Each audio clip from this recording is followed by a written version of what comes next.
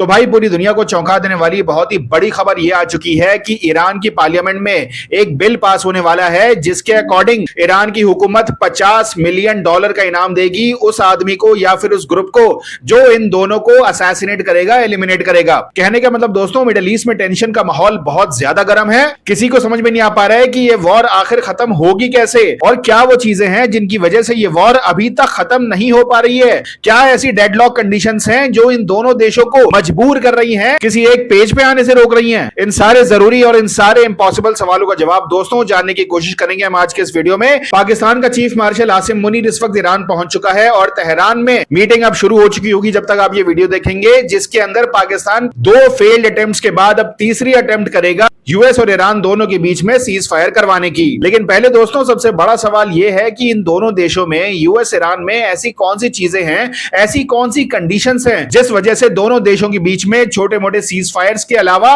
कोई बड़ी deal crack नहीं हो पा रही है। यहां पे दोस्तों मैं आपको बता दूं कि 5 बड़ी कंडीशंस हैं जो कि दोनों देशों ने एक दूसरे के ऊपर लगाई हैं। यूएस की पहली कंडीशन आपको पता ही है, यूरेनियम। यूएस का कहना है कि भाई ईरान अपना सारा यूरेनियम उठा के यूएस को दे दे और दूसरा अपना न्यूक्लियर एनरिचमेंट प्रोग्राम बिल्कुल रोक दे। तीसरे नंबर पे यूएस चाहता है कि ईरान स्ट्रेट ऑफ हॉर्मुज को पूरी तरह से फ्री कर दे, वहां पे किसी तरह का टोल टैक्स वगैरह ना लगाए। चौथा, यूएस ये चाहता है कि ईरान अपने बैलिस्टिक मिसाइल प्रोग्राम्स को भी रेस्ट्रिक्ट करे। और पांचवा सबसे बड़ा पॉइंट, ट्रंप ये चाहता है कि ईरान अपने प्रॉक्सीज को यानी कि हिजबुल्ला और हुतीज को सपोर्ट करना बंद करे। अब जल्दी से मैं आपको बता देता हूं कि दूसरी तरफ ईरान क्या क्या चाहता है। पहला तो यही है कि ईरान चाहता है कि यूएस ने ईरान के ऊपर जो भी ट्रेड के सैंक्शंस लगा रखे हैं उनको बिल्कुल हटा दे। ईरान के वो सारे डॉलर्स जो विदेशी बैंकों में फंसे पड़े हैं, यूएस सैंक्शंस की वजह से ईरान में नहीं आ पा रहे हैं, वो सारे वापस ईरान में फौरन आ जाए। और दूसरी बड़ी कंडीशन है कि ईरान चाहता है कि यूएस सिर्फ ईरान पे ही नहीं बल्कि उसके जो प्रॉक्सीज हैं, उसके जो एलाइज हैं लेबनान और यमन जैसे, उन पे भी अटैक करना बिल्कुल बंद कर दे और फ्यूचर में भी कोई अटैक ना करने की गारंटी दे। चौथा सबसे इंपॉर्टेंट पॉइंट और हमारा favourite, straight of Hormuz. Iran का कहना है कि भाई हम यूएस की बातों में नहीं आने वाले, स्ट्रेट ऑफ हॉर्मुज पे कब्जा सिर्फ और सिर्फ हमारा ही रहेगा। और पांचवा सबसे बड़ी कंडीशन ईरान यूएस के ऊपर ये लगा रहा है कि हम तुम्हारे साथ डील कर लेंगे बशर्ते